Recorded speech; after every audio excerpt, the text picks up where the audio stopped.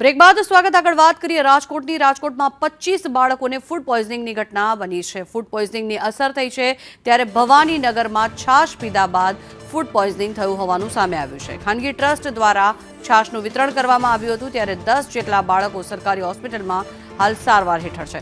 15 જેટલા બાળકોને ઘરે જ સારવાર આપવામાં આવી રહી છે ત્યારે હાલ તમામ બાળકોની તબિયત સ્થિર છે, પરંતુ અનેક સવાલો અહીંયા ઉઠી રહ્યા છે। ખાનગી ટ્રસ્ટ દ્વારા જે છાશનું વિતરણ કરવામાં આવ્યું હતું ત્યારબાદ બાળકોની તબિયત લથડી હોવાનું સામે આવ્યું છે। ગાડી આવેલી હતી છાશ વિતરણ કરવા। પેલા ભવાનીનગર વિસ્તારમાં છાશ વિતરણ કરી, પછી કુબલિયાપરામાં ગયા હતા। એટલે ભવાનીનગરમાં જેટલા જણા છોકરાઓ જે છાશ પીધી ને અત્યારે અહીંયા ગુંદાવાડી હોસ્પિટલમાં દાખલ કર્યા। એક કેસ તો એવો છે ને કે સિરિયસ કેસ છે, અત્યારે એને આઈસીયુમાં દાખલ કર્યો છે।